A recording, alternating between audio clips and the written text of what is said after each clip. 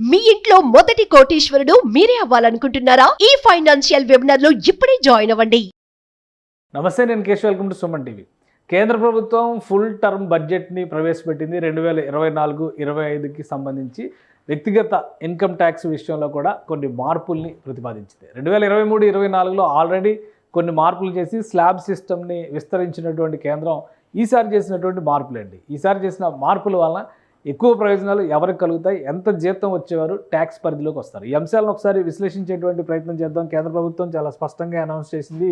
ఈరోజు బడ్జెట్లో కొత్త స్లాబ్ సిస్టమ్కి సంబంధించి ఒక క్లారిటీ ఇచ్చింది. ఇది నిర్మలా సీతారామన్ కేంద్ర ఆర్థిక మంత్రి బడ్జెట్లో ప్రజెంట్ చేసినటువంటి ఫిగర్స్ ఇవి. రెండోసారి న్యూ ట్యాక్స్ రెజ్యూమ్ని ప్రపోజ్ చేస్తూ తీసుకున్నటువంటి నిర్ణయం ఇది. స్లాబ్ రేట్స్కి సంబంధించినటువంటి ప్రతిపాదనలు. అయితే 2023-24లో ఉన్నటువంటి ప్రతిపాదనలు ఏంటి, ఇప్పుడు కొత్తగా వచ్చినటువంటి ప్రతిపాదనల వలన వస్తున్నటువంటి మార్పులు ఏంటి, వీటిని ఒకసారి విశ్లేషించేటువంటి ప్రయత్నం చేద్దాం. ఇది ఓవరాల్గా ఆంధ్రప్రదేశ్ కానీ భారతదేశంలో ఉన్నటువంటి ఏ రాష్ట్రం కానీ వ్యక్తిగత ఆదాయ పన్నుల విషయంలో అనుసరించుతున్నటువంటి ప్రస్తుత విధానం ఇది. 2023-24లో ఉన్నటువంటి ఒకటి ట్యాక్స్ సిస్టము, ఇంకొక కొత్త స్లాబ్ సిస్టము, ఈసారి కొత్త బడ్జెట్లో ప్రతిపాదించినటువంటి స్లాబ్ సిస్టమ్. సో దీని ప్రకారం చూస్తే కనుక 2.5 లక్షల రూపాయల వరకు జీతం సంపాదించేటువంటి వారికి పన్ను ఉండేది కాదు పాత విధానంలో. ఇప్పుడు కొత్త విధానంలో ఈ పరిధి మరొక 50,000 రూపాయలు పెంచడం ద్వారా 50,000 పెంచడం ద్వారా 3,000కి విస్తరించినటువంటి పరిస్థితి ఉంది కొత్త పన్ను విధానం. అలానే స్లాబ్ సిస్టంలో కూడా గతంలో జీరో ట్యాక్స్ దగ్గర నుంచి క్యాలిక్యులేట్ చేస్తే మొత్తం 10 రకాల స్లాబ్ సిస్టమ్స్ని అనుసరించినటువంటి పరిస్థితి గత విధానంలో ఉంది. అయితే ఈసారి దాన్ని పూర్తిగా కుదించి 6కి పరిమితం చేసినటువంటి పరిస్థితి. అంటే దాదాపు 4 రకాల స్లాబ్ సిస్టమ్స్ని కేంద్రం తొలగించినటువంటి పరిస్థితి.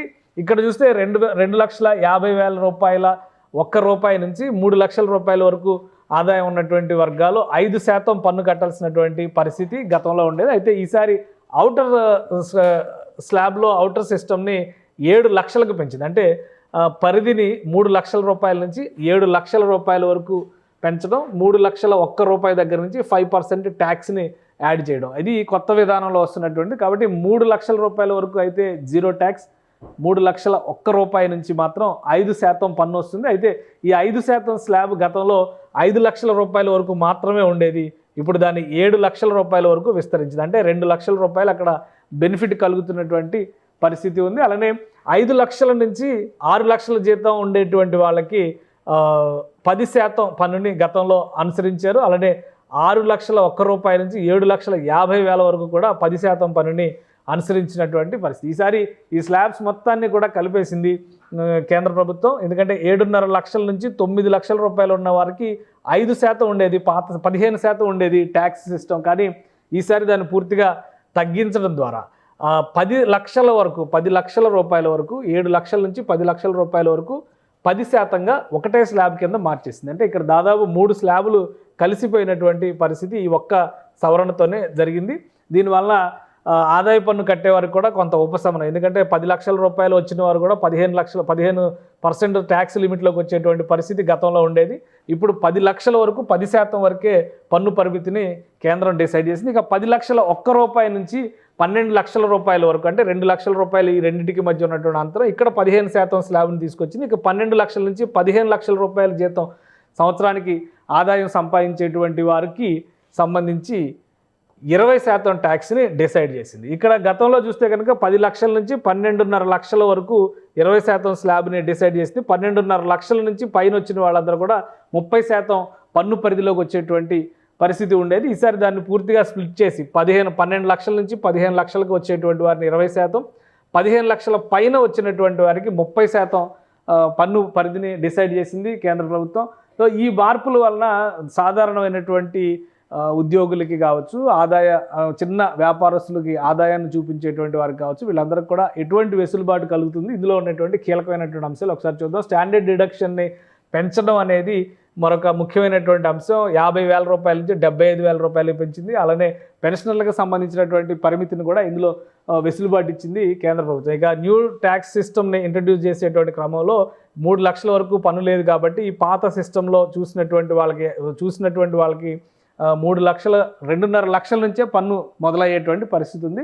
కాబట్టి ఈ పాత కొత్త సిస్టమ్స్ని పరిశీలించిన తర్వాత కనీసం 64,000 రూపాయలు నెలవారీగా సంపాదించేటువంటి వారు పన్ను పరిధిలోకి వచ్చేటువంటి అవకాశాలు చాలా తక్కువగా ఉన్నాయి. ఎందుకంటే పాత సిస్టంలో కొంతవరకు బేస్ శాలరీతో పాటు హెచ్ఆర్ఏ, ఇతర మినహాయింపులు, అలానే ఏటీసీ దగ్గర నుంచి అనేక ట్యాక్స్ డిడక్షన్కి సంబంధించి, స్టాండర్డ్ డిడక్షన్కి సంబంధించి క్లెయిమ్ చేసుకునేటువంటి వెసులుబాట్లు ఉండేవి.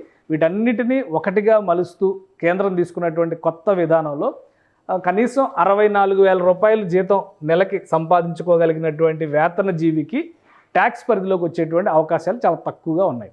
అలానే హోమ్ లోన్లు కానీ ఇతర క్లెయిమ్స్ చేయడానికి ఇతర అవకాశాలు ఉన్నటువంటి అంశాలను దృష్టిలో పెట్టుకొని చూసినప్పుడు దీని పరిధి ఎంతవరకు పెరుగుతుంది అనేది ఇంకా ప్రాక్టికల్గా క్యాలిక్యులేషన్స్లో చూడాలి. కానీ ప్రస్తుతానికి ఉన్నటువంటి లెక్కల ప్రకారం చూస్తే కనుక కనీసం 7.5 లక్షల రూపాయల వరకు వచ్చేటువంటి వేతన జీవులకి ఏడాదికి 7.5 లక్షల రూపాయల వరకు ఉండేటువంటి పరిధిలో పన్ను మినహాయింపు, అంటే పన్ను పరిధిలోకి రాకుండా తప్పించుకోవడానికి అవకాశం ఉంటుంది. అంటే పన్నులు భారం పడకుండానే వేతన జీవులు కొంత ఉపశమనం లభించవచ్చు. కానీ ఆ తర్వాత ఉండేటువంటి 7 లక్షల పైగా సంవత్సర ఆదాయం వచ్చినటువంటి వారికి మాత్రం స్లాబ్ సిస్టమ్ ప్రకారం పన్ను భారాన్ని భరించక తప్పని పరిస్థితి ఉంటుంది. కాబట్టి 50,000, 55,000 ఉన్నవారికి కూడా గతంలో పాత విధానంలో ట్యాక్స్ పడేటువంటి పరిస్థితి ఉండేది.